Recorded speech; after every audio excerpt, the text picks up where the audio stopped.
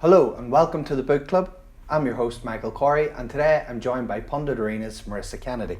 Marissa, how are you? I'm not too bad, Michael, thank you. Brilliant. We're here today to review this book. It's called Camouflage and it's the story of Eoin Larkin.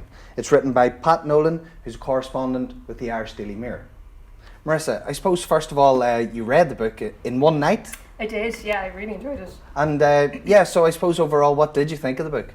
Yeah, for anyone who has read a lot of hurling autobiographies or even sports autobiographies in general, you know, a trap is always to say, we went out and we played this game, I scored this much, the next day we went out and we did this.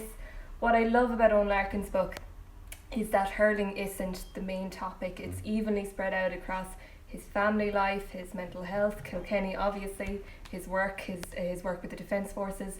So I think it's just overall it's a good fit and it's thoroughly enjoyable, and you don't have to be a Kilkenny fan or a hurling fan to enjoy it, which is great.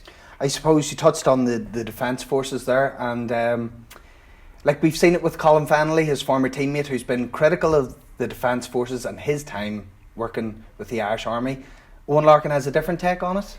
Yeah, what you'll find from this book is it's extremely honest, and he's not afraid to call out his former teammate Colin Fennelly for his comments. He said the Defence Forces was boring, wasn't a huge amount to do, you just go in, that's it, or whatever.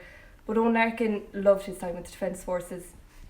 He was there for 12 years as far as I know, did 2 tours, and during that time he did online courses, he did his leaving cert after leaving school at a young age. And you know, when he was on his tour, his first tour in 2008, he continued training, he made sure to keep his fitness levels up, and he came back and he won Hurler of the Year that year. So that just shows you that his own character, but also his love for the Defence Forces, and he wasn't afraid to call out Colin Fennelly and say it's what you make of it, basically, as with any job. I suppose the other big issue that's coming from the book is his battle with depression. Now that's not something we would have been aware of for many years, but he's very open and honest about it. Yeah, absolutely, and I think it's great that a sports person of his stature is coming out and he's normalising situations like this. So he talked about his own battle with depression, which he struggled with for most of his adult life, and he continues to deal with it every day.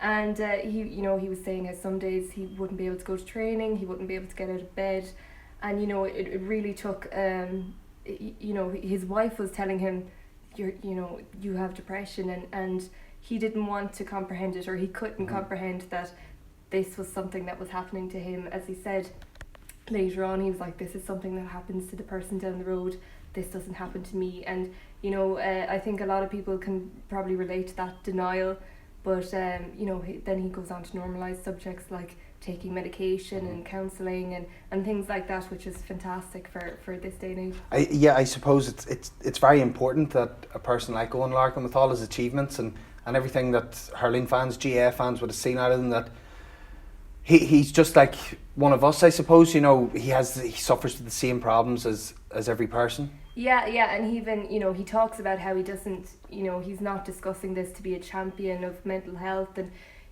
there's no one fit for all, as he says himself. He's not doing this to get sympathy, but he is doing it to normalise it, as I said, and to make sure that, men in particular feel comfortable speaking out on topics like this, because, that is a huge problem, and it's one he's addressing head on. The other issue, the other story emanating from the book is how he came to, I suppose, tackle his feelings and his conversation with one man in particular, Brian Cody.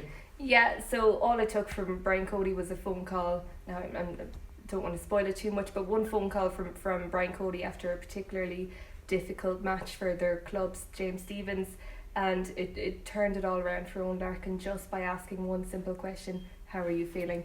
And we've all got this image of Brian Cody as this very strict, ruthless man, a win at all costs kind of character. But in this book, throughout, they have a long history together from teaching. Brian Cody was his teacher, then obviously he was his manager, club mates at James Stephens, as I said. So we get to see a very different side to Brian Cody, one that, he'd do anything for his players, and you're kind of getting a look behind the manager and that facade, and you know, it's very, very interesting for anyone to read. Well, I suppose with Christmas coming up, is this the perfect stocking filler for GAA fans out there? Yeah, absolutely. As I said at the start, you don't need to be a hurling fan, you don't need to be a Kilkenny fan to love this book. It was thoroughly enjoyable. You know, very honest, as I said, you know, normalising a huge amount of topics like a mixed family, depression, as we spoke about. So I'd highly, highly recommend it, yeah. Mm-hmm. And if you give us a rating out of 10? I would give it a rating of, definitely up there, I'd say 7.5. And that's coming from a Tipperary woman. I know, yeah. Well, that's it for this week of the Book Club. Thank you for joining us. I've been Michael Corey. This has been Marissa Kennedy. Hope you'll see us next time.